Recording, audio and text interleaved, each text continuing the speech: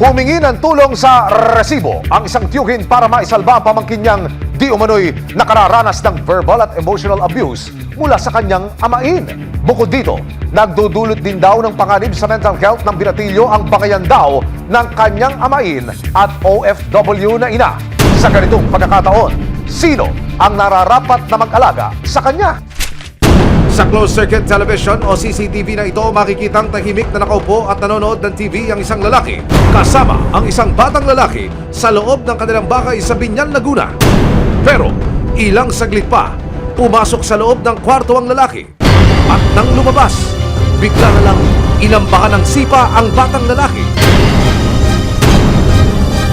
Ang isa pang binatilyong itatago namin sa pangalang Andre na naghahanda ng pagkain, tila patay mali siya lang sa nangyayari.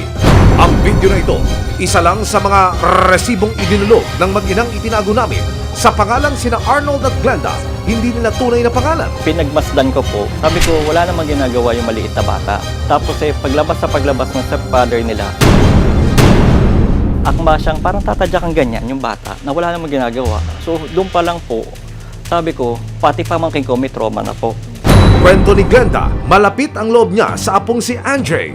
Pero nang maghiwalay ang kanyang anak na lalaki at ang kinakasamang babae, inilayo na raw ng nanay si Andre sa kanila noong 2015. Siya po ay inalagaan ko mula 3 years old hanggang 7 years old. Noong ng 2015, yung April 7, kinuha yung bata. Hindi kami pwede lumapit kahit saan. Dahil wala pa sa gustong edad ang binatilyo at hindi kasal ang kanyang mga magulang, nasa puder dapat ng kanyang ina na si Aiza, hindi niya tunay na pangalan si Andre. Hirap daw silang mapapayag ang nanay ni Andre tuwing magpapaalam sila na makasama ang binatilyo. Pagka yung halimbawa ihahatid na namin, nagkakasakit. Sabi, masakit ang ulo ko. Sabi ko, bakit? Nalulungkot ka na naman, ihahatid ka namin. Mama, pwede bang wag mo na kaming ihatid? Wag mo na akong ihatid.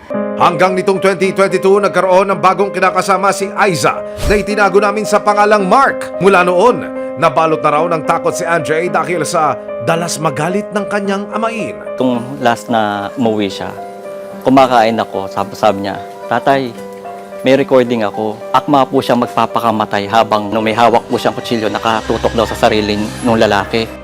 Kinakabahan po ako kasi parang hindi lang po siya yung gusto yung saksakan po, parang kami rin. Parang tatakot po ako na nanginginig po ako doon. Nito lamang July 2024, lumipad patungong Turkey si Aiza para magtrabaho bilang waitress. Naiwan si Andre sa bahay kasama ang kanyang amain. Dahil sa matinding pag-aalala, humingi na ng tulong si Andre sa ina at kapatid ng kanyang ama na isa ring OFW para kunin na siya sa Biñan, Laguna. Maraming salamat sa panonood, mga kapuso. Para masundan ang mga reklamong nasolusyonan ng resibo, mag-subscribe lamang sa GMA Public Affairs YouTube channel.